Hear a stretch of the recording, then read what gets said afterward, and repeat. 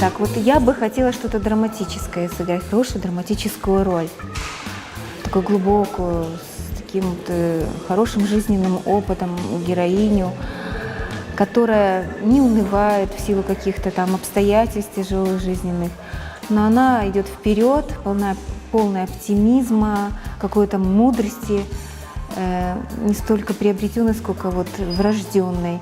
Я считаю, что это портрет нашей современной крымско-татарской женщины.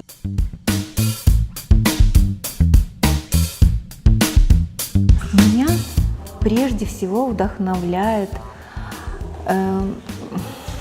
творческие успехи моих коллег. Искренне, я очень радуюсь, когда вот особенно наши актрисы молодые, которые пришли, они такие яркие образы создают. Я искренне радуюсь.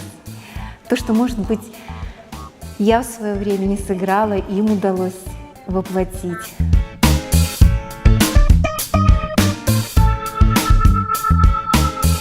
Это, конечно, совершенно другая сфера, абсолютно другая.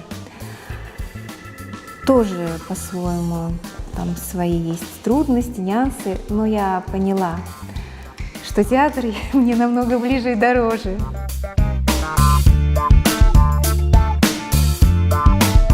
Как не мыслю театр без моих коллег, так не мыслю также не мыслю Крым без театра тоже, в нем нашего, крымско-татарского, единственного и неповторимого.